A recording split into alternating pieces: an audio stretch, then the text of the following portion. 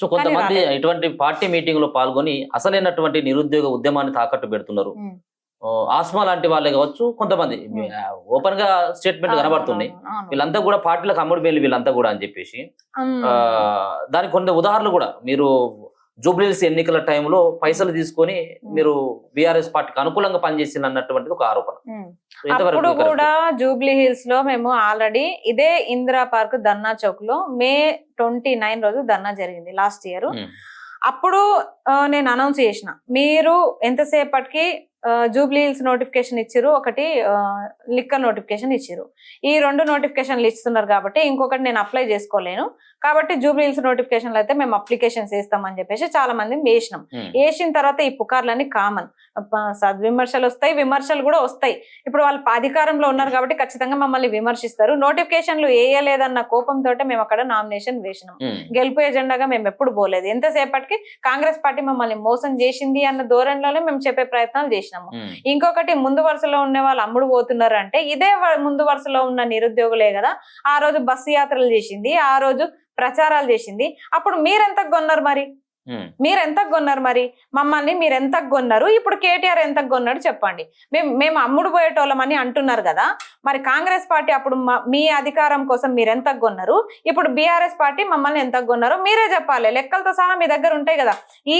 ఈ పలానా అస్మాన్ నేను ఇంత కొన్నా, ఇంద్రనాయక్ ని ఇంత కొన్నా, ఒక మళ్ళీ వీళ్ళనందరినీ ఒక 46 జీవో వాళ్ళని ఇంత కొన్నా, గ్రూప్స్ అభ్యర్థులని ఇంత కొన్నా అని చెప్పేసి మీరు చెప్పగలరా? బస్సు యాత్రల్లోని ఇంత పెట్టేసి నేను పంపించిన అని చెప్పగలరా? స్వచ్ఛందంగా చేసిండ్రని మీరే ఒప్పుకున్నారు కదా, బస్సు యాత్ర స్వచ్ఛందంగా చేసిరని. స్వచ్ఛందంగా చేసిండ్రు అని చెప్పిన తర్వాత కూడా అమ్ముడు పోయిర్రు అని అంటున్నారంటే ఇప్పుడు కేటీఆర్ అన్న సమాధానం చెప్పాలి, బల్మూరు వెంకట అన్న సమాధానం చెప్పాలి. ఎందుకంటే వీళ్ళిద్దరే బాగా అమ్ముడు పోయిర్రు అన్న అపోహలు వస్తున్నాయి కాబట్టి వీళ్ళకి పంచాయతీ పెట్టుకొని మధ్యలో నిరుద్యోగులను ఎందుకు బ్లేమ్ చేస్తారు? మళ్ళీ ఎలక్షన్స్ వస్తాయి, మళ్ళీ మీరేమో ఇప్పటి నుంచే 3 ఏళ్ల కాలంలోనే రేవంత్ రెడ్డి మమ్మల్ని మోసం చేసిందని చెప్పేసి అంటున్నారు. వాస్తవం కూడా కనబడుతున్నది. రేపు భవిష్యత్తులో బీఆర్ఎస్ పార్టీ గెలుపు కోసం మళ్ళీ బస్సు యాత్రలో మళ్ళీ మీరు పాల్గొంటారా? బీఆర్ఎస్ పార్టీ గెలుపు కోసమే పనిచేస్తామని మేము ఎక్కడా ప్రకటించలేదు. నిన్న సభలో కూడా బీజేపీ కూడా ఉంది. మీరు అంటున్నారు వాళ్ళు కూడా చురుగ్గా లేరు కాబట్టి వాళ్ళకు కూడా సభలు పెట్టాలనే చెప్తున్నాము. బీజేపీ కూడా పెట్టాలి, తీన్మార్ మల్లన్న కూడా పెట్టాలి, పార్టీ పెట్టారు కాబట్టి కవితక్క కూడా స్టాండ్ తీసుకొని పెట్టాలని చెప్తున్నాము. వీళ్ళు స్టాండ్ తీసుకోవట్లే, మేము ఇప్పటికైనా చెప్తున్నాం. తీసుకోరు అలానే ఉంటే రేపు బీఆర్ఎస్ పార్టీ వైపు వెళ్తారా మీరు? పార్టీకి ఎవరు తీసుకోకపోతే నోటాకి ఓటు పడుతుంది. ఫస్ట్ నోటాకి కూడా కాదు, వీళ్ళు బుద్ధి తెచ్చుకొని మేము బహిరంగ క్షమాపణ చెప్తాము నిరుద్యోగులకి, మేము తర్వాత ఈ హామీలు అమలు చేస్తామని బీఆర్ఎస్ వాళ్ళు వాళ్ళ తప్పును ఒప్పుకొని చెప్తే మాత్రం ఖచ్చితంగా బీఆర్ఎస్ కి సపోర్ట్ చేస్తాం. తప్పేముంది? అంటే 10 సంవత్సరాల పాటు వాళ్ళు చేసినటువంటి మోసం మాత్రం మీకు ఏదో గుర్తుండదు. ఎందుకు? ఇప్పుడు వీళ్ళు మోసం చేస్తారు, వాళ్ళు మోసం చేస్తారు. నెక్స్ట్ ఆల్టర్నేట్ ఏంది మరి చెప్పండి? ఓట్ వేయొద్దా? ఓట్ ని వినియోగించుకోవద్దా? మరి ఓట్ ఎట్లా వినియోగించుకోవాలి? నోటాకేస్తున్నాము. నోటాకి కూడా కాదు అంటే బహిరంగ క్షమాపణ చెప్పిన తర్వాత ఇంకేం చేయమంటారు? ఇప్పుడు రేవంత్ రెడ్డి కూడా నెక్స్ట్ దిగిపోయే ముందల బహిరంగ క్షమాపణ చెప్తారు. మేము కొన్ని పరిస్థితుల వల్ల బడ్జెట్ లేక రాష్ట్రం అప్పుల పాలైంది కాబట్టి నోటిఫికేషన్ లేకపోయినామని అంటే కనీసము మీరు ఏజ్ రిలాక్సేషన్లు కూడా పెంచట్లేదు. అక్కడ నష్టపోతున్నారు కదా అభ్యర్థులు. నోటిఫికేషన్లు అటో ఇటో అయినా కనీసం నిరుద్యోగ భృతి అని ఇస్తున్నారా? అది కూడా ఇవ్వకపోయినా 50,000 యువ వికాసమైన ఇస్తున్నారా? విద్యార్థి భరోసా కార్డు ఇస్తున్నారా? ఫీజు రియంబర్స్మెంట్లు ఇస్తున్నారా? మహిళలకి స్కూటీలు ఇస్తున్నారా?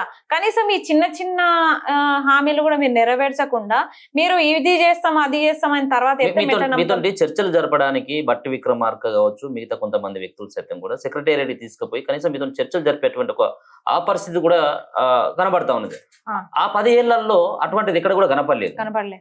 మీరు స్టేజ్ పైన ఇన్ని మాటలు మాట్లాడుతున్నటువంటి ఆస్మా బహిరంగంగా అందరికి వినపడేటట్టుగా, కేటీఆర్ నువ్వు పక్కనే ఉన్నావు అన్నావు, కేటీఆర్ అన్నా నువ్వు నాకు 10 లక్షలు ఇవ్వకపోయినా పర్వాలేదు, నాకు 10 నిమిషాలు టైం ఇవ్వమని చెప్పేసి నాకు 5 లక్షలు ఇచ్చిరని అవసరం లేదు, మీరు 10 నిమిషాలు టైం ఇవ్వండి, 10 నిమిషాలు టైం ఇవ్వమని చెప్పేసి మీకు అర్థం కావట్లేదు అంటే ఆయన టైం కూడా ఇవ్వట్లేదని నేను చెప్పినా కదా, స్టేజ్ పైన చెప్పిన 10 నిమిషాలు టైం ఇవ్వమని చెప్పేసి ఆ మాట వచ్చింది తప్పించి మరి అందరు వినపడేటట్టుగా నువ్వు క్షమాపణ చెప్పవని చెప్పేసి అందరు ముంగట నీకు మైక్ 12 నిమిషాలు దొరికినప్పుడు ఎందుకు అనలేకపోయాను? అదొకటే నేను మర్చిపోయినా. ఎందుకంటే వాళ్ళు ఆయన వరకు మైక్ వచ్చే వరకు చెప్తాడేమో అనుకున్నాం. ఆయనకు ఒక స్క్రిప్ట్ ఉంటది కదా ఖచ్చితంగా. ఇప్పుడు నేను ఇది మాట్లాడాలి, బహిరంగ క్షమాపణ చెప్పాలి. ఎందుకంటే చాలా స్టూడియోస్లలో కేటీఆర్ చెప్పిర్రు మా నిరుద్యోగులకి అన్యాయం చేసినాం కాబట్టి ఖచ్చితంగా అది మా పొరపాటు, వాళ్ళకి బహిరంగ క్షమాపణ చెప్తామని చెప్పారు. కానీ అది చెప్పాల్సింది కేటీఆర్ కదా, నేను కాదు కదా. లేదు మీరు ఆయన అడగొచ్చు కదా, చెప్పేదానికి మీరు అడగొచ్చు కదా, మేము మీరే కదా మోసపోయింది, వాళ్ళ చేతిలో మేము మోసపోయింది అడిగినాం, మీరే కదా. అడిగితేనే ఖచ్చితంగా మీకు స్పష్టమైన హామీ వస్తది ఈ రోజు అని చెప్పారు. చాలా మంది అదే చెప్పారు మాకు. సుధీర్ రెడ్డి గారు గాని, మీరు అడిగిన సుధీర్ రెడ్డి గారు గాని అందరు అదే చెప్పారు మాకు. అక్కడ అందరు కూడా అదే చెప్పారు. అక్కడ ఖచ్చితంగా కేటీఆర్ గారు మాట్లాడేటప్పుడు మీకు స్పష్టమైన హామీ ఇస్తారు, ఖచ్చితంగా మీరు అనుకున్నట్టే జరుగుతుంది అని చెప్పేసి కూడా చెప్పారు. చెప్పినందుకే మేము మా సభకు పోయినాం. అక్కడ తర్వాత అలాంటి క్షమాపణలు గాని తర్వాత హామీలు గాని ఏవి కూడా రాలేదు. ఈ సభలో అయితే మేము ఎక్స్పెక్ట్ చేసినంత క్షమాపణ అలాగే హామీ కూడా మాకు రాలేదు. అది కూడా చెప్తున్నాం మేము. రేపు భవిష్యత్తులో ఆస్మాకి బీఆర్ఎస్ పార్టీ టికెట్ ఇస్తే పోతుంది బీఆర్ఎస్ పార్టీ వైపు. టికెట్ ఇస్తే టికెట్ ఎందుకు ఇస్తుంది బీఆర్ఎస్ పార్టీ నాకు? ఎందుకంటే వాళ్ళు కూడా ఓన్ చేసుకున్నారు ఇప్పటికే, మేము మా బీఆర్ఎస్ పార్టీ ఆస్మా అంటున్నారు అందరూ. బీఆర్ఎస్ పార్టీ వాళ్ళు చాలా మంది ట్రోల్ చేస్తున్నారు. మా బీఆర్ఎస్ పార్టీ వాళ్ళు 3 సంవత్సరాల క్రితం మా కాంగ్రెస్ అస్మా అన్నారు, ఇప్పుడు బీఆర్ఎస్ అస్మా అంటారు. టికెట్ ఇవ్వలేదు. 2 సంవత్సరాల తర్వాత బీజేపీ అస్మా అని కూడా అంటారు. అంటే కాంగ్రెస్ పార్టీ టికెట్ ఇవ్వలేదు కాబట్టి పరిస్థితులు ఇప్పుడు ఈ ఉన్నటువంటి సిచ్యువేషన్ లో మీరు కూడా అంటా ఉన్నారు క్షమాపణ చెప్పింది కాబట్టి బీఆర్ఎస్ పార్టీ ఆప్షన్ కనబడుతుంది అని చెప్పేసి అంటున్నారు కదా. అవును కదా, మరి అదే అటువైపు ఏమైనా వెళ్తారా? స్పష్టమైన హామీ రావాలి, క్షమాపణ రావాలి. మాకే కాదు, చనిపోయిన కుటుంబాలకి క్షమాపణ చెప్పాలి. మేము బతుకున్న శవాలుగా మేము బతుకున్నాము, కానీ చనిపోయిన కుటుంబాలకి క్షమాపణ చెప్పాలి.